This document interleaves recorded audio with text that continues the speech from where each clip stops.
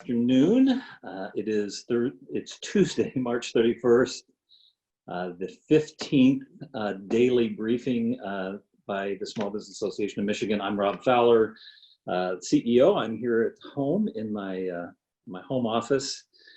The staff of SBAM is all at work in their home offices as well. We have closed our main office in downtown Lansing, but we are all at work on behalf of small business. And this daily briefing is just our effort to try to give you the very latest information, to keep a flow of information coming to you.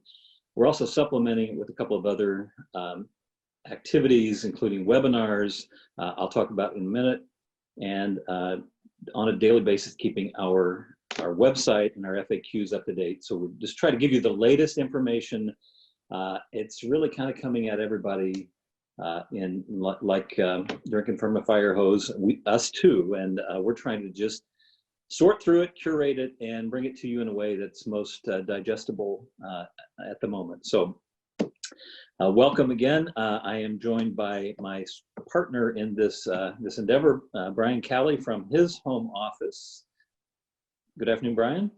Yeah, thanks, Rob, and thanks everybody for watching. And I wanted to point out too that our whole team is at work, and as Rob and I share information, we have guests on a lot too to share information. But the amount of work that our team is doing, literally around the clock, everything from every press conference and press release that comes out to our contacts in state government and throughout private sector to find out what's happening on the ground, and then pulling all that information together so we can bring it to you. For Rob and I, even though none of this seems easy, we kind of have the easy part because we're delivering all this information, but there's a whole team of people that is doing an extraordinary job of pulling it together. And I pay attention to what a lot of people are doing, and I don't see anybody else, at least not for business issues, that is providing the type of comprehensive information that SBAM and our awesome staff is doing right now.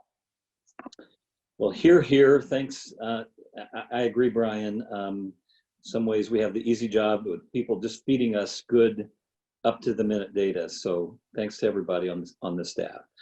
Hey, let me just remind you, if you would check in if you're on Facebook or Zoom, just say hi or wave or something so that we know you're there. It helps really understand who's kind of a part of this community as we go forward. So thanks for checking in. Well, let's start with a little bit of a summary. It has been, when this whole thing started, the very first thing was an executive order that closed bars and restaurants. And I think at that time, Brian didn't have a beard, and that was the beginning of it getting kind of weird on us, but that probably was the very first thing that should have told us this was going to be pretty serious. That was on March 16th. So March 16th was the first executive order to close bars and restaurants. On the 24th was the stay home, stay safe executive order. Really unprecedented shutdown of businesses. The state pointed to the Department of Homeland Security's critical infrastructure list to define companies, and really sort of the direction that businesses got was, if you find yourself on that list, then you can remain open, or the part of you that is on that list can remain open. And that's the main guidance we got. We've gotten some additional since, and we've been talking about that on Daily Briefing, and some of that information you'll find on our website. The state also gave us some direction on the unemployment insurance area. So if you laid off somebody as a result of this coronavirus, that it wouldn't come back to you as a negative experience, and that was helpful. Somewhere along the way, the strategic fund allocated $20 million, and that $20 million was for something called the Michigan Small Business Relief Program, $10,000 grants and loans, and all distributed through local economic development organizations. We are sort of on top of the deadline for that. And so if you're looking to apply for that grant or loan up to $10,000, that's through your local economic development organizations. You can go to our website and find who would represent you. And then just in the last day, we've gotten some additional information on expansion of unemployment insurance. And Brian, I think this was really kind of the result of the federal government, the CARES Act, and some expansion of unemployment. What was the expansion? The change that was announced by the governor yesterday was actually an outcome, or like the operationalizing of what passed Friday in the CARES Act that the president signed. And so it was a little bit confusing. I saw some articles where people said, oh, the state's also doing an expansion, and the feds just did an expansion. They're the same thing. So the state has to change their system. Now, they've been changing it already because the bandwidth was never designed to handle this type of volume. It's been down a few times. It was down earlier today for a little while. It's back up now. But they're truly handling an extraordinary amount of volume. Now they have to make some changes to it, though. Changes in both eligibility and benefit levels. So these are not insignificant programming changes to make. But here's the deal. People that were previously unqualified or unable to draw unemployment will now be able to. That includes sole proprietors, it includes 1099 contractors, and small businesses that never treated the owner as a business. So all of them will, they'll get the minimum amount now will be $600. So if you are in any of those situations and you're essentially out of work because your company is shut down or just not operating now, you can file for unemployment soon. The system has not been changed to allow you to do that yet, but yesterday they announced they're working on it. They'll have it ready as soon as possible. Everybody else on unemployment gets what they normally would have gotten plus $600 a week. So that is pretty substantial, because previous to that, the highest unemployment benefit that anybody in the state could get was $362. So that now the highest anybody can get will be $962. And so there's going to be a little bit of tension for businesses that are doing the Payroll Protection Program loans, which you would call your employees back from being laid off if you get one of those loans. Some of your employees might actually make more money on unemployment than they do when you call them back. And so there might be some tension there that if you do run into problems like that, we would like to hear about that, because we'd like to provide feedback to policymakers about some of the unintended consequences of this. Yeah, good. And that expansion of the unemployment eligibility is the new news really yesterday and today. I want to go back a little bit to the issue of whose critical infrastructure. That's the words. We've been saying essential. The language is sort of turned into that, but the real terminology is critical infrastructure. We're going to do a webinar on this tomorrow at noon, and I'll give you some more of the details as we go along. But one of the mechanisms that was set up is if you think you can go ahead and continue to operate, but someone can actually complain. Would you explain a little bit about how that process works, and maybe what we're hearing at this point? We have a couple of different webinars coming up this week that you're going to want to be a part of. Details coming in just a few minutes. But if you're operating today and somebody in your organization thinks you shouldn't be, or if you're operating but you're not following CDC guidelines for how you're supposed to operate now, then your employees can file complaints. And in fact, employees have been filing complaints with OSHA, with a department that works on occupational health and safety in workplaces. And so I think it's really, if you're still operating right now, I would really encourage you to review the CDC guidelines, but then also participate in the webinars coming out. All the stuff is free, so it's your time, but it's not, it doesn't cost you anything. But to really dig in, don't wait for an employee to complain or for something to get messed up or something not be done properly or safely. Don't wait for the authorities to come and explain it to you. I really want to encourage you to now, in the context of rising infection rates, just now, we hit a new record, unfortunately, today in the number of deaths, 75 deaths in the last day here in Michigan, over 1,100 new infections. I want you to go back and take a look at the decision that you made about if you're operating and how you're operating, both of those things, if and how, and then and just review that. Does that still seem like, look at, we've got the rules, we're going to give you some more tools in these webinars to really understand your the legal requirements. But I don't want you to have somebody knocking on your door from OSHA. I'd really rather have our members and small businesses figure out how to successfully comply before that happens. And that's really what this webinar is about. It is with our partner, Warner Norcross and Judd. It's entitled Critical Infrastructure Definition. So if you are still operating and you wonder if you should be, if you're not operating and you wonder if you shouldn't be, if you have, there's two levels of distinction. One is your company, whether you are the kind of company that would be considered critical infrastructure. And then there's people within your business. If you continue to operate, or even if you don't, it could be considered to be essential business operations employees.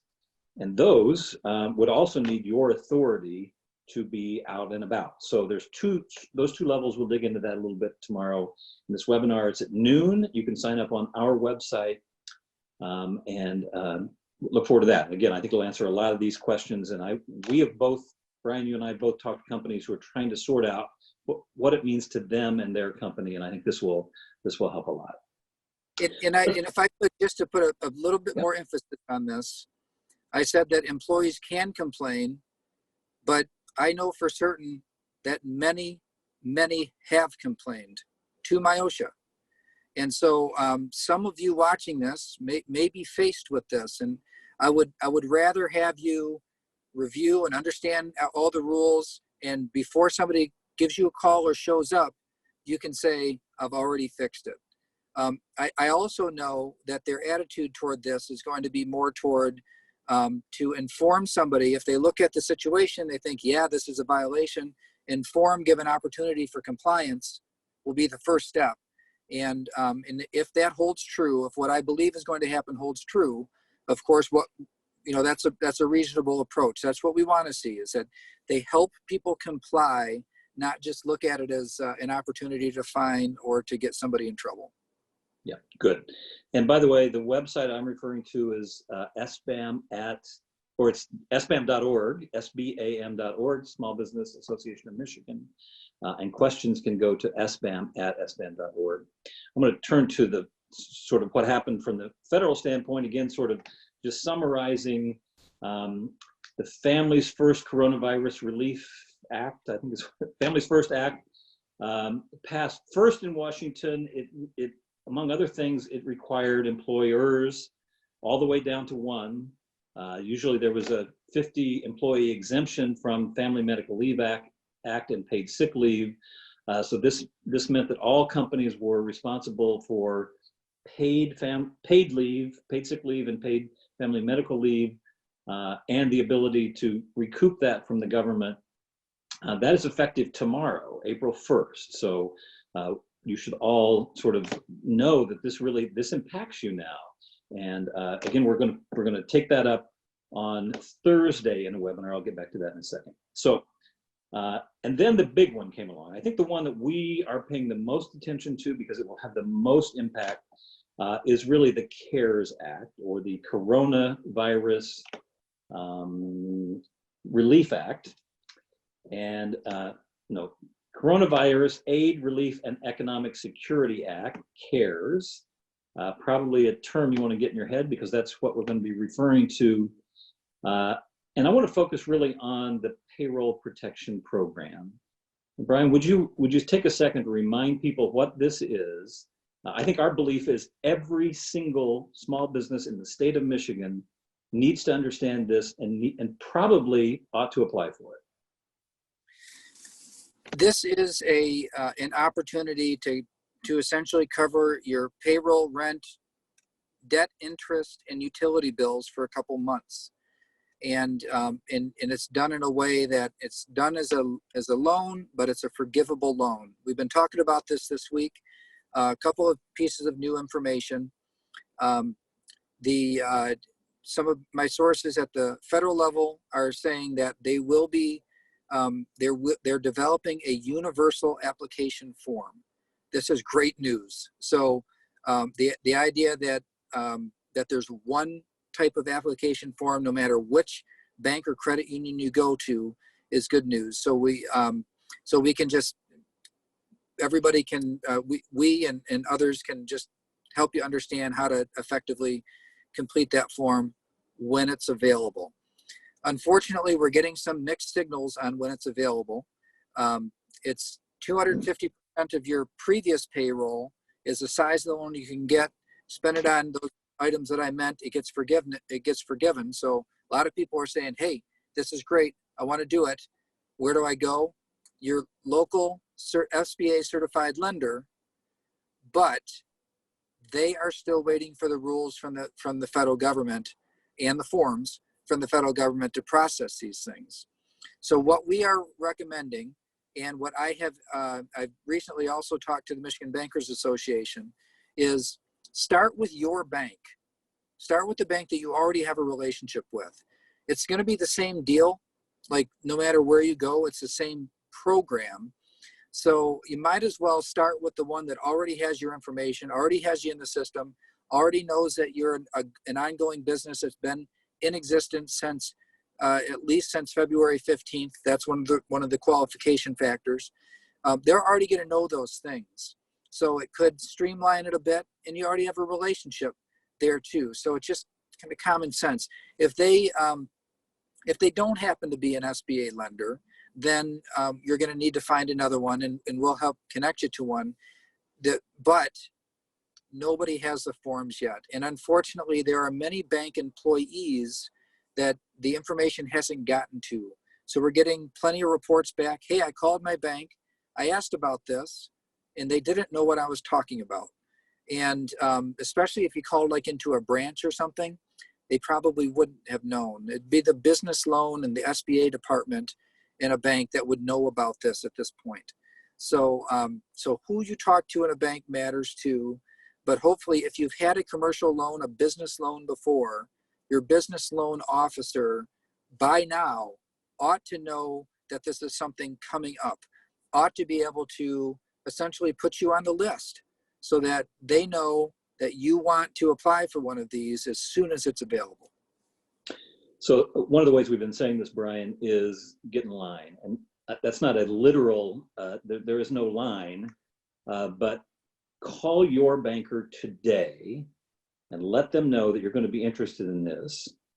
I think that's just the best advice at this moment, is call your banker no matter what, even though they don't have details, and maybe you don't have all the details either. But I think what we're going to find is as details become available, you're going to want to be in this line. And we've been saying, we've done the math, and there are not enough dollars for the government to do what it has said it will do.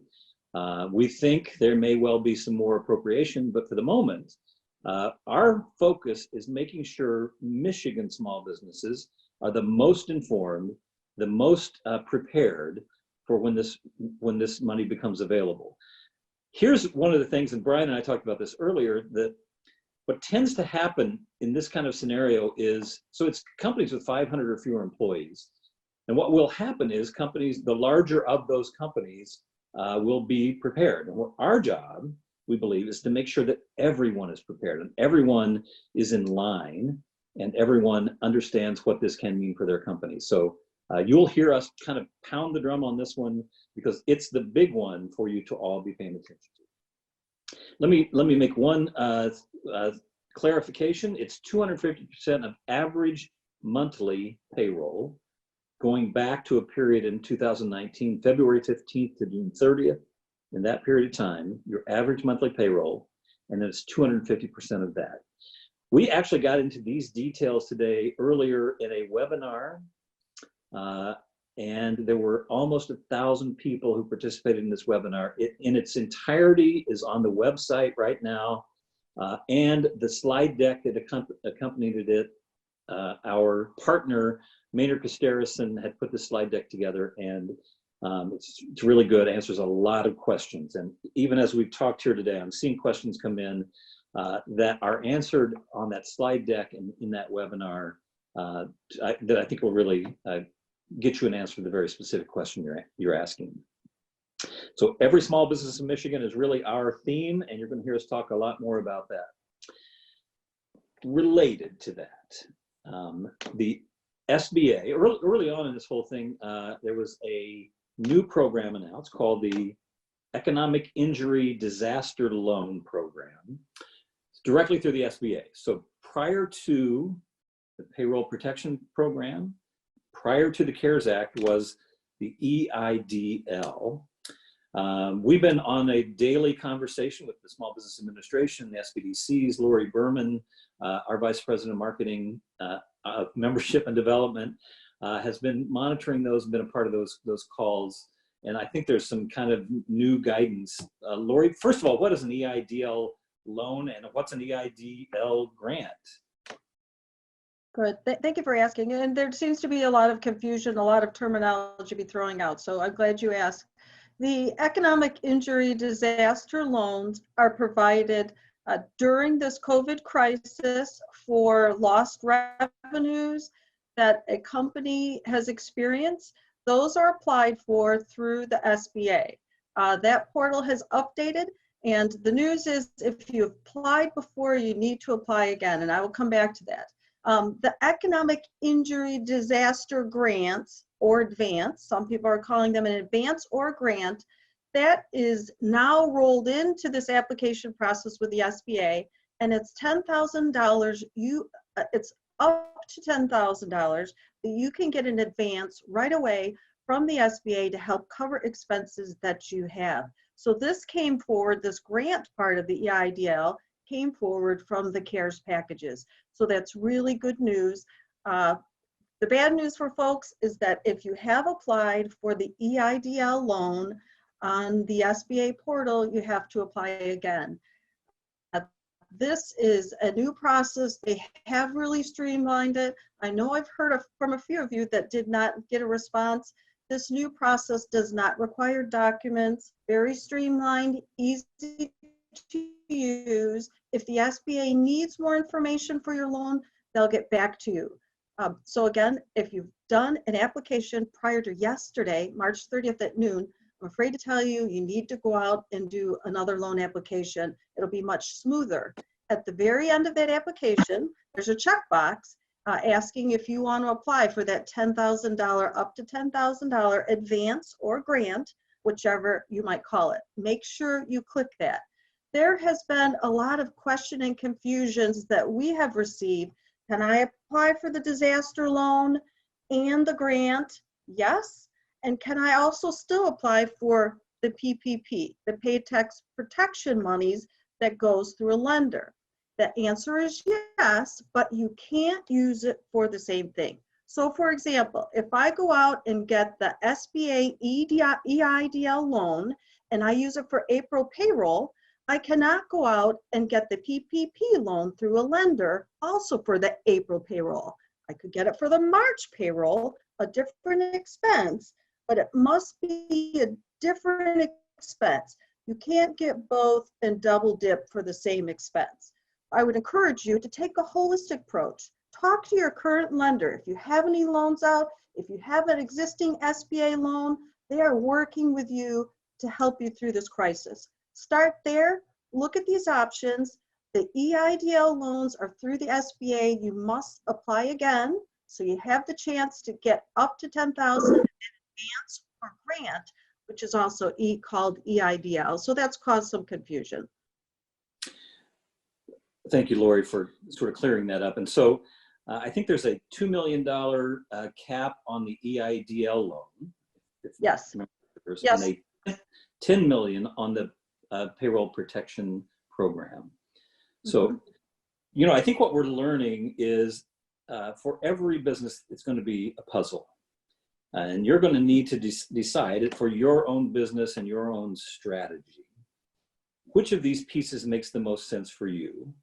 I think the most likely biggest piece for most companies is going to be the Payroll Protection Program.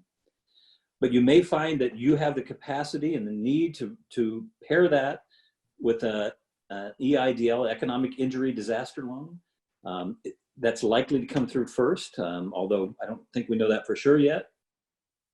So Friday, we're doing a webinar. We're pairing this with the Small Business Development Center program in Michigan on navigating small business financial options. This very issue of what is your puzzle? How does it fit together for you? You're going to find out there are some tax credits.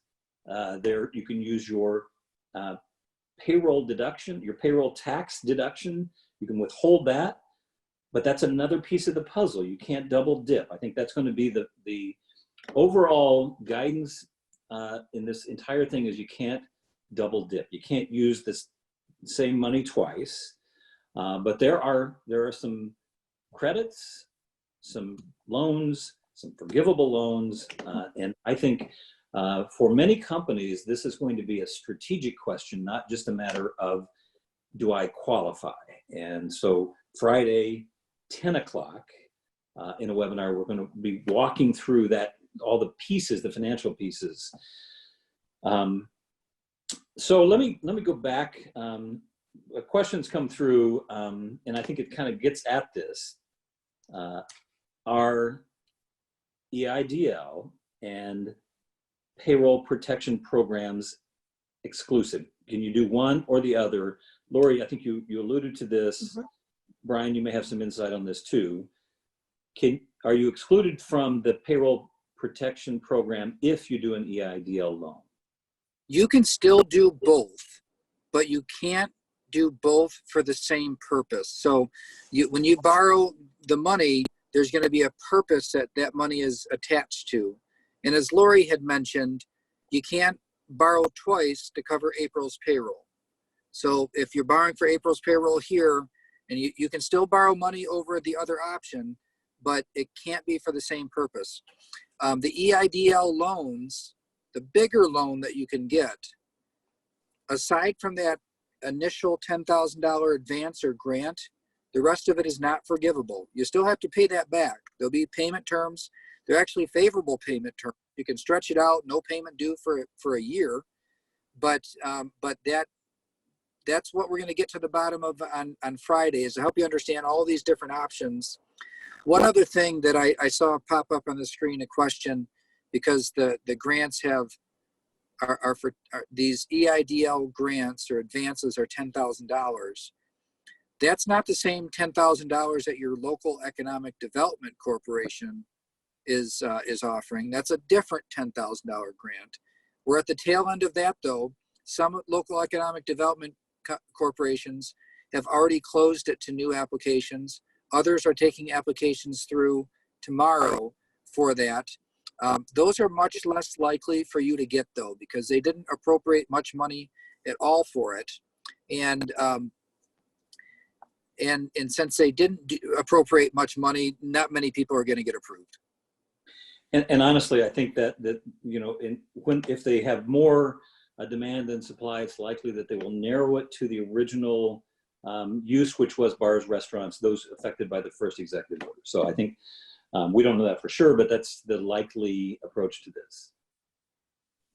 One more thing I forgot to say about the EIDL grants. You apply for that in the loan application process. There's a chance that some companies don't qualify for the EIDL loan, but they qualify for the grant.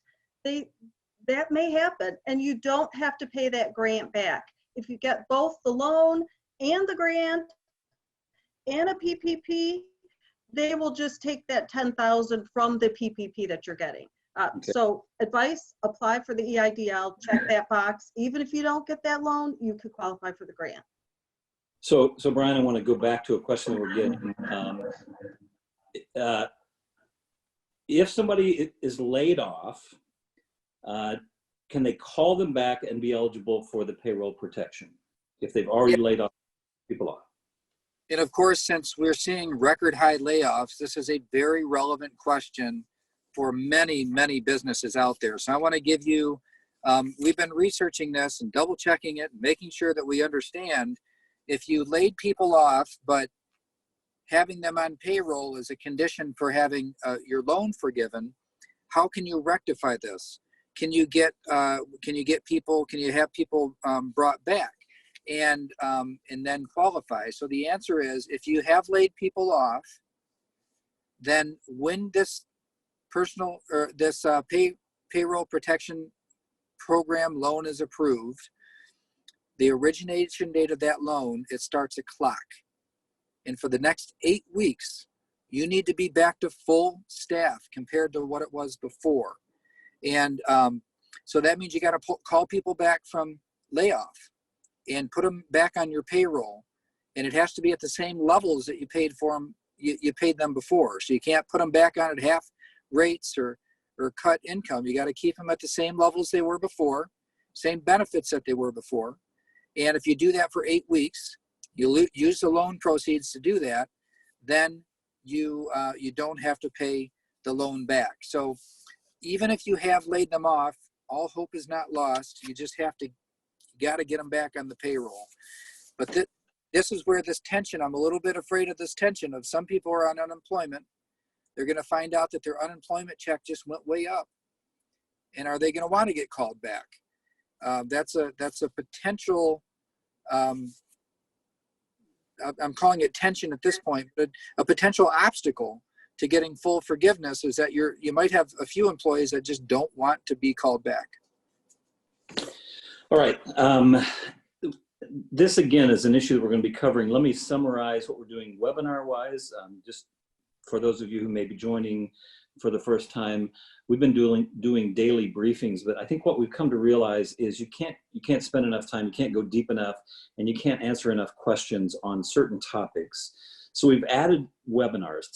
Earlier today was the CARES Act itself, and you can find that replayed on our website at sbam.org.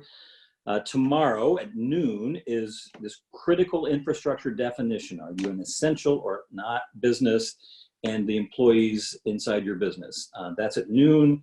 Our partners, Warner, Norcross, and Judd, and we should really be able to get to some of those questions that you have. On Thursday, we're doing one on HR and legal issues that rise up. And some of this will be this unemployment and how you put these two together, whether somebody's laid off, furloughed, how you bring them back, and some of those sorts of things. Our partner there is Bodman, and that one also starts at noon. On Friday, we're doing navigating small business financial options with the Small Business Development Center program as our partner, and 10 o'clock is when that webinar takes place. We're trying to keep these to 30 minutes, so I'm going to sort of wrap us up. I too want to thank the SBAM staff. We made a decision early on. All of us are still at work. All of us, we've just simply reoriented the entire organization away from the things that we're doing day to day towards helping small businesses navigate this time. So all 27 members of the SBAM staff are at work, and we are working to help you through this. So you can submit your questions to sbam@sbam.org. We literally will be answering every single one of them. Everything is free right now. I don't know if I've stressed that, but while we're a membership organization and we're funded by dues, at this moment, everything is free to any small business in Michigan who's paying attention. We're able to do this because of the members who pay us dues, so I'd be remiss if I didn't say that, but at this moment, it's just available to any small business anywhere in the state. So thanks again. We'll be back tomorrow at 3 o'clock. Our daily briefings will continue, and they'll continue until this crisis has passed. In the meantime, remember to wash your hands.